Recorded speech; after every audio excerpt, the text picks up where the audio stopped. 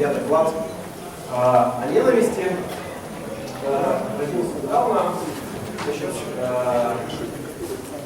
Можно, чтобы, наверное, всем будущим рекламщикам тоже будет полезно, давайте сейчас руку поднимем тех, кто здесь занимается тем, что он инженер, занимается разработкой интерфейсов, неважно как называется.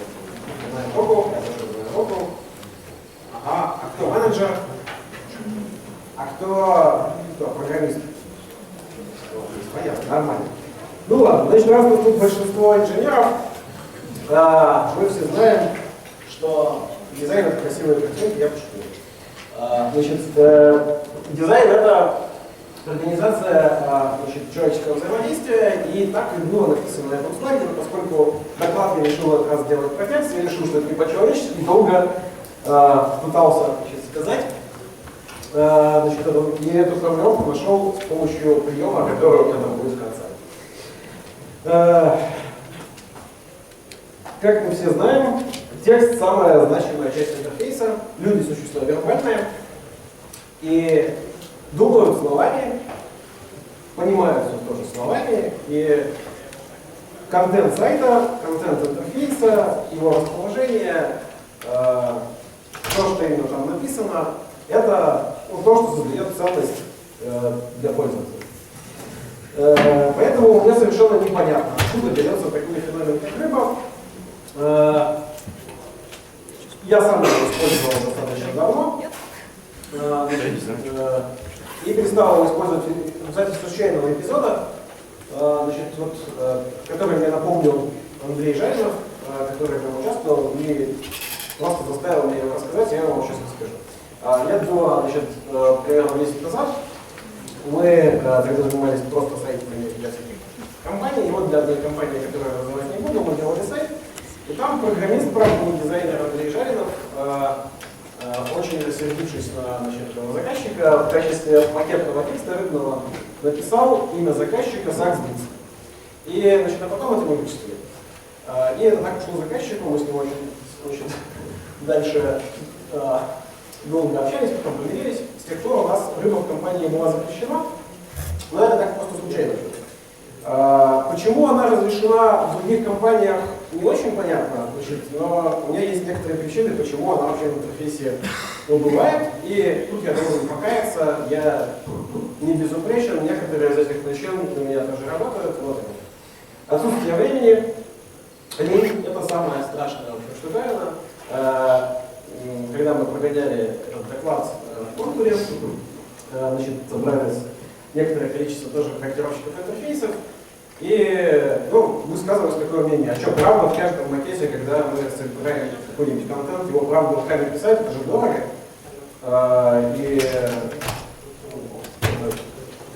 Особенно если это какие-нибудь практики на заказ для заказчика, с ним не наговоришься, и вообще это себя не оправдывает.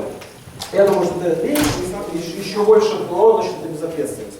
Я имею в виду не то, что дизайнеры не лентяи, не понимают, чем занимаются, а то, что собственно, и цель этого доклада такая.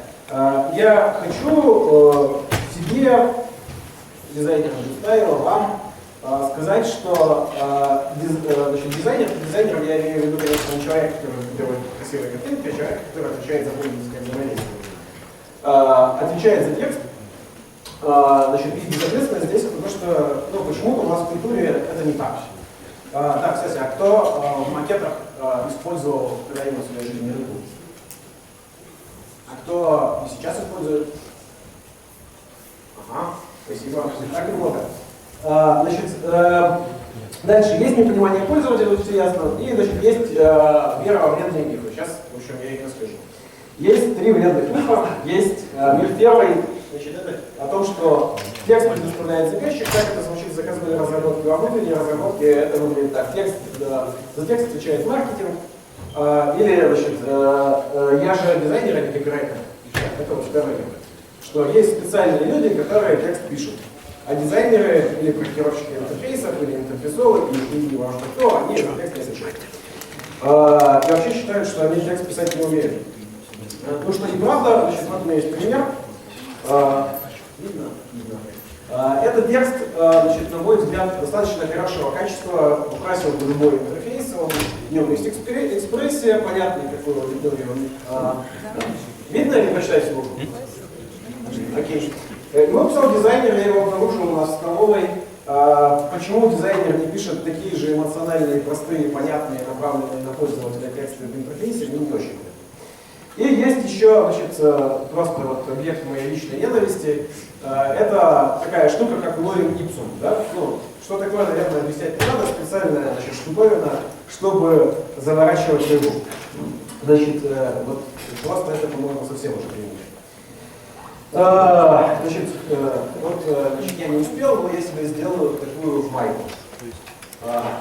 Никто никогда не снимет с дизайнера ответственности за текст.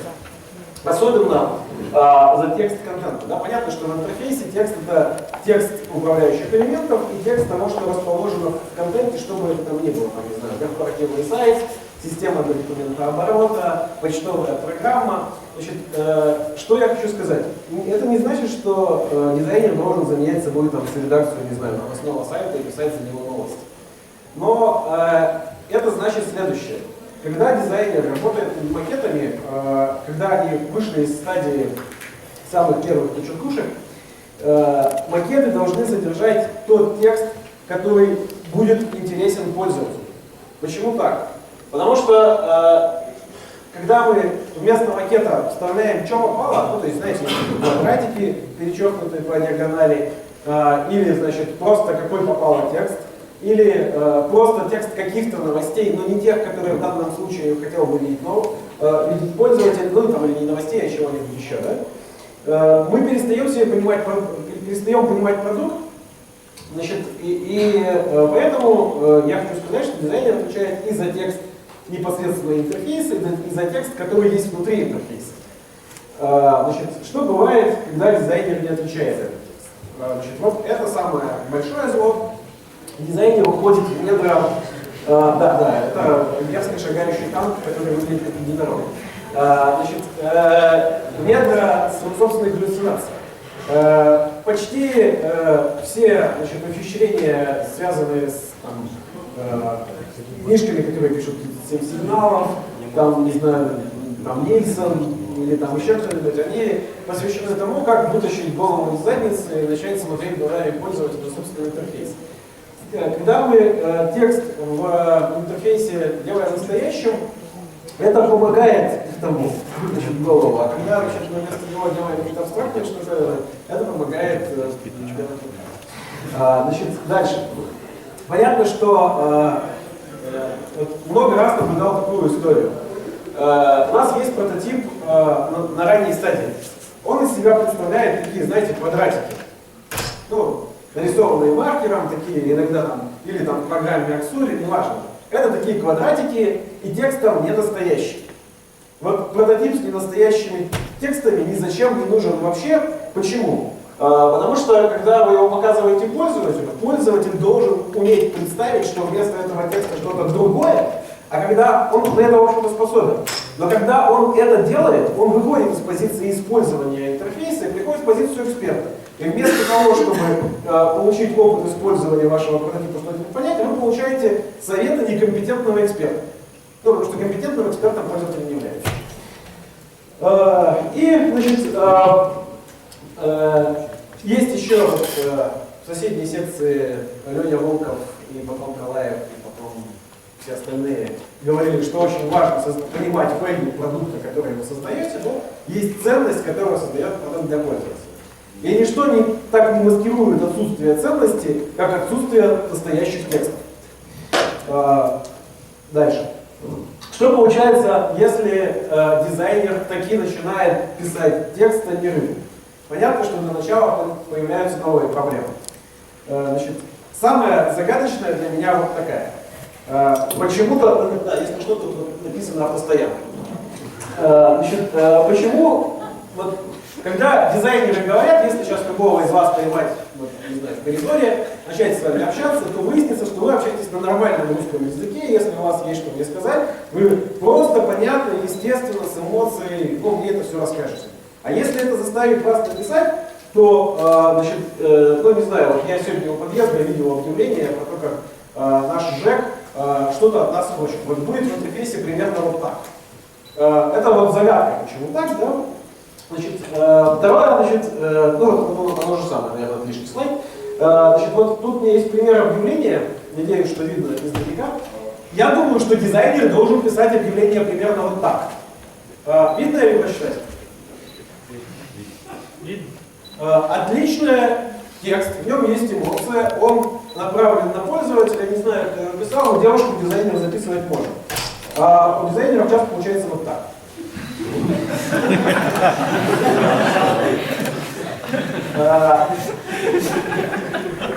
Это, значит, ну, смешно смотрится, но когда вместо настоящего текста, вместо рыбного текста поставляют настоящий, вот такие разрывы регулярно бывают в интерфейсе. Значит, ну, почему? Значит, вот, у меня есть гипотеза, от чего так все плохо. Да? Значит, потому что дизайнер, когда проектирует интерфейс, он думает не про историю, в которую будет вовлечен пользователь, он думает про вот такую вот штуку. Знаете, есть такое выражение «контента место».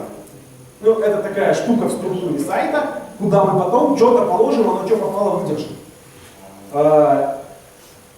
Понятно, в чем это специфика дизайнеров не любых? Скажем, у полиграфических дизайнеров, которые занимаются рекламными макетами, такой адской ереси не бывает. Значит, не бывает почему? Потому что они не пытаются делать макет, который потом ставят что попало. Они его делают для конкретного, ну, однократного использования, а поскольку мы работаем в сфере, в которой есть автоматизация, когда-то давно отрасль выработала для себя такое понятие шаблона, и дизайнер думает про шаблон. Ну вот он делает шаблоны. Потом эти шаблоны универсальные, в них можно ставить, что попало, и поэтому, когда он их делает, он сразу про них думает как про универсальные шаблоны, а не как про экран, который является частью истории. Вот, значит, смотрите, вот там вот сзади прототип, который я рисовал, я говорил, что я не безупречен, вот это квадратики. Значит, я хочу сказать, что даже вот на таком этапе квадратики зло. Потому что непонятно, какое послание, понятно, какая структура в этих экранах, но непонятно, частью какой истории они становятся. Даже когда, ну понятно, что бывают какие-нибудь там экраны, в которых текста потом вообще не будет.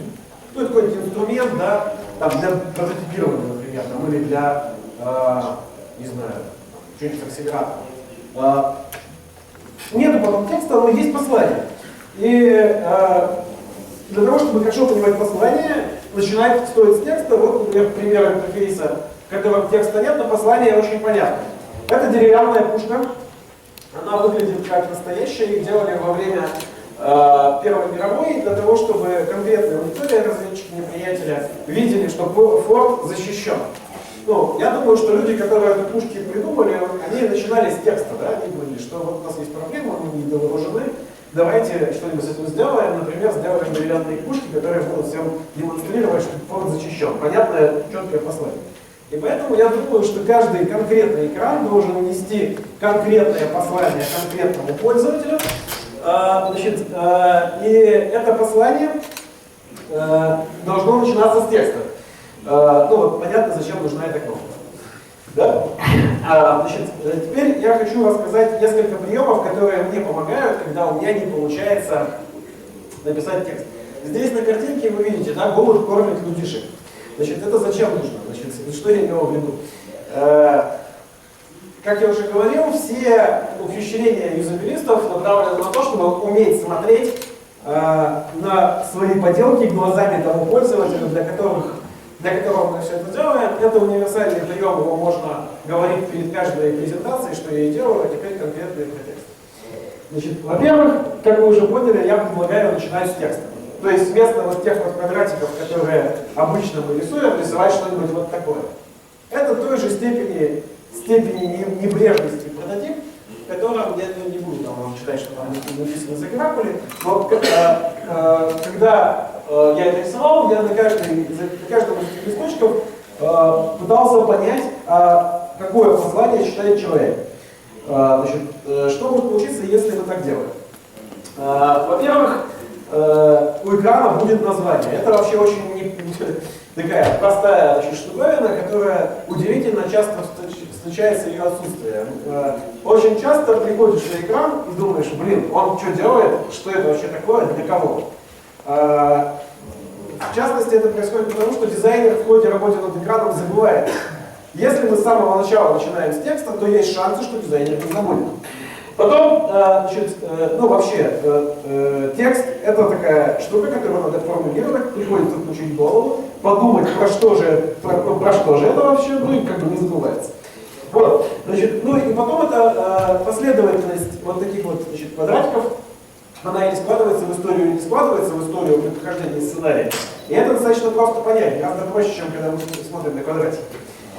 Вот, да, ну и наконец прототип можно будет тестировать. Да? То есть если вы сделали прототип, в котором настоящие тексты, которые потом там будут, я не имею в виду, что они вылизаны до там, кристального блеска и там, не знаю, на отличном русском языке, в котором не придется информации. Важно, что они содержат именно ту мысль, которую вы хотите, чтобы потом содержал интерфейс. Что это именно те примеры контента, которые там будут содержаться потом. Тогда это можно тестировать, потому что пользователю не приходится включить абстрактное мышление. Есть второй прием, значит, я его использую очень часто, значит, это выглядит примерно так. Я думаю, что некоторые из вас его тоже используют. Приходит ко мне как архитектор дизайнер и притаскивает макет. Там написан какой-то текст. Я на него смотрю и спрашиваю, что хотел сказать? И он говорит, ну я хотел сказать вот это и вот это. И нормальный текст берешь, как бы вот записываешь, и вот все хорошо. Потому что в момент, когда человек начинает вам рассказывать, у него включается вот этот канцелярит и включаются обычные человеческие навыки разговорного языка. Как я уже говорил, дизайнеры умеют разговаривать. Значит, что может получиться? Либо у вас получится связанный текст, либо, если у вас получится не связанный текст, вам зададут вопросы. И ответы на эти вопросы вы и запишете. Есть второй прием. Это колесо город. На нем написано, значит, все, что он думает про свою природу. Видно, да? Значит, сняться не надо. Я не понимаю, есть какой-то заговор, да? Или, не знаю, договор, или какая-то мировая закулиса, которая почему-то навязывает всем дизайнерам моду писать сухо, так, что потом это прошло через любой, не знаю, совет маркетинга и совет директоров, и вообще было все как у чиновников. Непонятно мне зачем. Понятно, что яркие эмоциональные тексты, искренние, да, которые вот, как вот на душе есть, не стесняясь, так и говорю, они работают лучше. Значит, и тут есть вот такой момент. Если этот текст останется в интерфейсе, то я думаю, что пользователи будут рады. На самом деле шансы, что этот текст в интерфейсе окажется мало. Потому что люди, которые тратят деньги, они не любят рисковать. И любая инвестиция — это риски, поэтому все равно будет согласование, все равно соберется большой канал людей, которые больше всех понимают о том, как не потерять деньги, и все равно текст будет усреднен. Но то, что он был в макете, то, что на стадии, когда вы его делали, вы его писали не стесняясь, даст вам несколько вещей. Во-первых, вы будете знать, что вы сделали все, что от вас зависело. Это не вы предложили серый унылый текст, вы предложили нормальный текст. Во-вторых, у вас будет экран, на котором суть послания зафиксирована. Пускай потом она будет менее яркой, но в момент разработки она будет зафиксирована яркой. Дальше. Значит, есть такая традиция в интернет-разработке, когда мы суем всякие примеры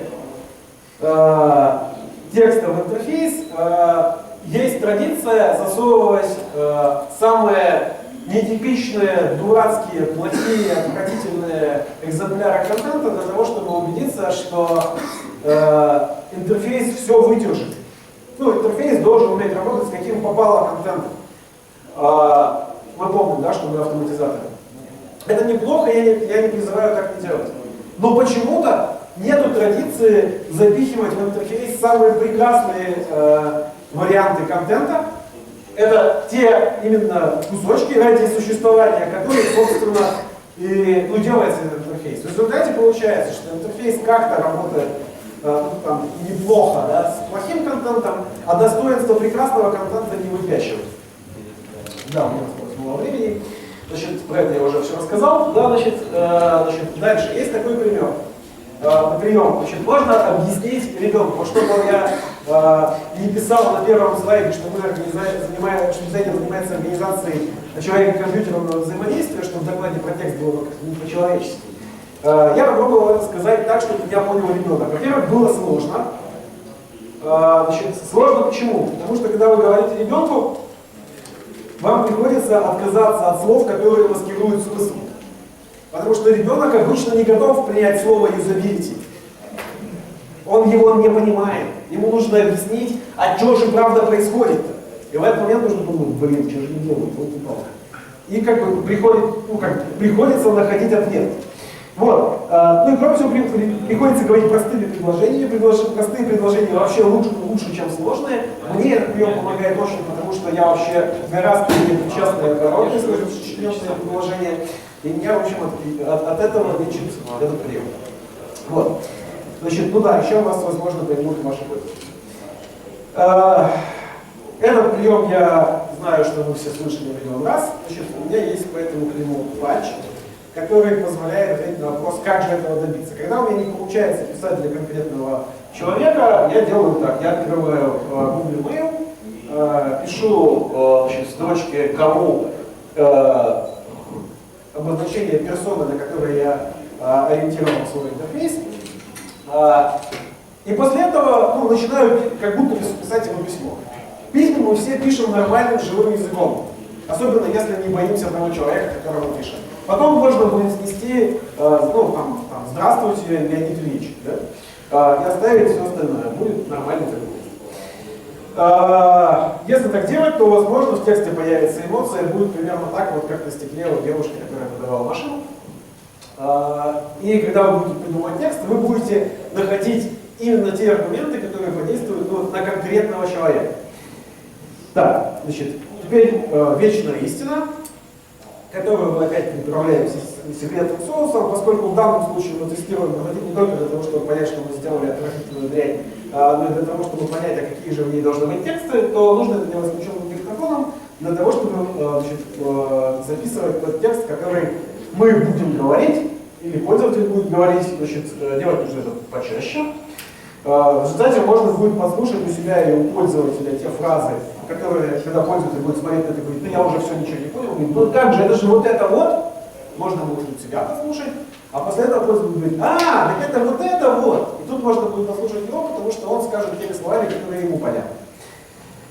Так, значит, поскольку времени мало, я тут немножечко пролистаю. Значит, эти два вопроса мне всегда помогают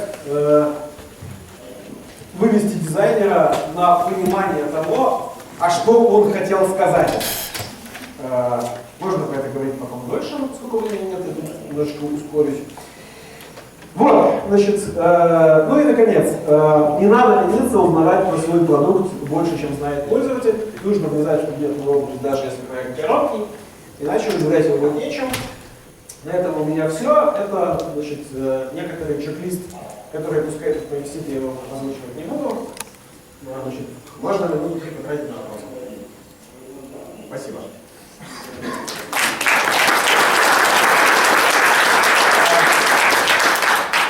Есть вопросы? Или мне обратно возвращаться в наше время? Можно еще раз вопрос?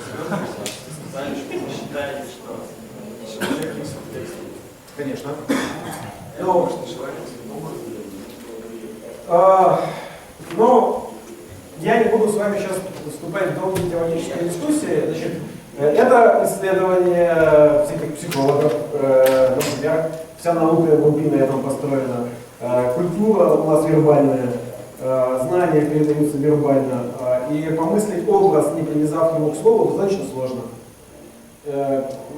Более того, для того, чтобы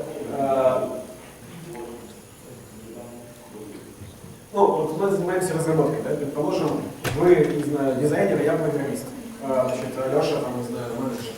Нам нужно договориться, что у нас будет за образ в интерфейсе, мы с помощью чего договориться будем. Ну вот.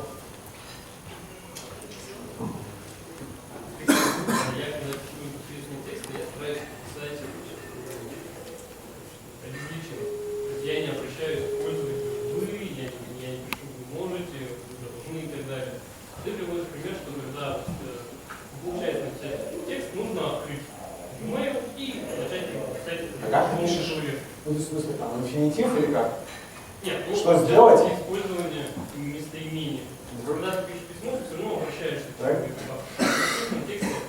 Хочется, наверное, от двух. Так ли? Ну, конечно, если я написал письмо и обращался, там, не знаю, дорогой Виталий, да, то дорогого Виталия потом нужно будет заменить на что-нибудь. Но, ну, поэтому текст пишется в два приема. Ты сначала пишешь его какому-то отдельному человеку, и там ты находишь для него формулировки. Ну, то есть, я не рассказывал про то, там, не знаю, что есть персоны, да, что мы сегментировали аудиторию, понимали, для кого этого дела, для кого это, потом будет Фил Смирнов, он про это расскажет отдельно после обеда. Так вот, у меня есть персона. Я к ней обращаюсь, нужно сделать так, чтобы было ей хорошо. Лучше, я ей пишу письмо, а потом вычищаю оттуда те вещи, которые в письме уместны, а не уместны в тексте. Но мне эти свои психологически нормы. Риторический вопрос на презентацию. Где же в такой замечательной презентации длинный материал, почему висят предлоги? Вы можете отвечать. И... А это был доклад не про граммарнацию, а про осмысленность. До нас мы пришли. И второй вопрос. Провокационный. Вы знаете метод UI? Что? Интерфейс Windows Phone. Интерфейс метро. Значит, ну, во-первых, я бы его не хотел ругать, потому что не являюсь его пользователем. И, ну, я так отвечу. Я некоторое время сидел на андроиде, и у нас были теоретические дискуссии про то, что такое хорошо. Там, интерфейс Android или интерфейс iPhone. Не имеет смысла их вести, пока нету пользовательского опыта. С точки зрения, ну, что я могу сказать про метро в компьютере? Метро в компьютере это совершеннейшая глупость с точки зрения Microsoft, то мне так кажется, потому что... Не в этом дело. Дело в том, что это слишком непривычный уже... Короче, есть пользователь Windows. У него есть некоторый барьер к переходу на Ubuntu или там на macOS. Так вот, барьер перехода с 7 на 8 выше. Они зачем-то выгоняют своих пользователей. Вот что я думаю. Хотя вообще-то, если брать интерфейс метро в отрыве от истории, от Legacy, то он вполне нормальный. Ну, то есть есть отличные всякие решения, они большие молодцы, что используют анимации, переходы. Это очень верно, полезно и так далее. Но для того, чтобы ругать, надо пользоваться, и не пользоваться. Еще?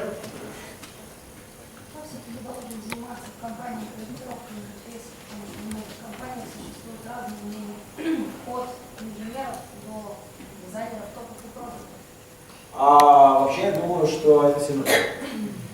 Но дизайнер это инженер. Это инженерная специальность. Дизайнер, то есть человек, он отвечает за фронтенд. Его можно называть как угодно. Дизайнер, интерфейсолог, юзабилист. Неважно. Важно, что это человек, который отвечает за то, как пользователь будет себя вести. Чем больше у него умений, чем он более универсальный, тем лучше. Я очень не люблю узкие специализации. Например, если человек специализируется только на проектировке, а потом, не знаю, другой человек занимается оформлением, а еще другой человек проводит юзабилити исследования, а еще другой человек там, не знаю, пишет тексты, еще другой человек анимирует эти интерфейсы, то всякий раз при передаче эстафетной палочки будет немножечко удлиняться время, немножечко теряться смысл, теряться гибкость, ну, все будет хуже. Поэтому у нас в компании часто звучит фраза, которую придумал Кайвай: настоящий человек должен иметь все, специализация лексикона.